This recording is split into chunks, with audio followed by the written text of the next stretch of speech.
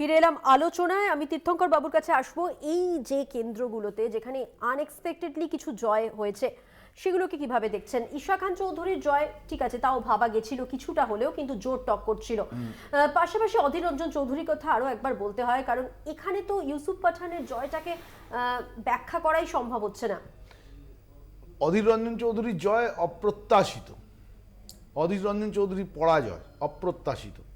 প্রত্যাশিত ছিল অধীর রঞ্জন চৌধুরীর জয়, কিন্তু আমরা যেটা আশঙ্কা করেছিলাম তা বাস্তবায়িত হলো। এক নম্বর হচ্ছে, আমার যেটা মনে হয় কিছুটা অতি আত্মবিশ্বাসী হয়ে পড়েছিলাম আমরা, হয়তো হয়তো আর দ্বিতীয়ত হচ্ছে যে যেটা বলেছে কংগ্রেসের মুখপাত্র, এটাও ঘটনা, বাইনারি ফ্যাক্টর কাজে লাগানো হয়েছে।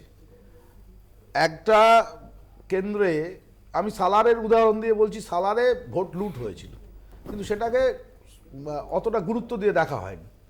কিন্তু এই বিধানসভা নির্বাচনের পরবর্তীকালে সাংগঠনিক পরিস্থিতি কংগ্রেসের ক্ষেত্রে, আমাদের পার্টি ওখানে যেটা আছে, আরএসপি কিছুটা আছে, কারণ আরএসপিটির জায়গা ওটা, কিন্তু যাই হোক সেক্ষেত্রে দাঁড়িয়ে আমাদের কিছু সাংগঠনিক দুর্বলতা থাকতে পারে, কিন্তু আমরা ভাবতে পারিনি এরকম ঘটনা ঘটবে। তার সাথে হচ্ছে ধর্মীয় মেরুকরণ হয়েছে, অস্বীকার করা যাবে না।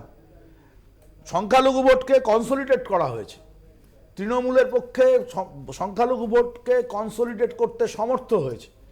সংখ্যাগুরু অংশের একটা বড় ক্ষেত্রকে বিজেপির দিকে ঠেলে নিয়ে যাওয়া গেছে, আর অল্প কিছু জায়গায় কিছুটা সন্ত্রাস হয়েছে, কিন্তু তার সাথে সাংগঠনিক কিছু দুর্বলতার কথা উল্লেখ না করলে ভুল হবে।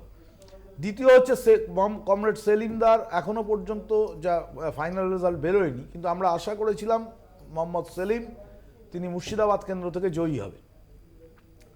সে ঘটনা ঘটল না এখনো পর্যন্ত, যদিও চূড়ান্ত ফলাফল বেরোয়নি।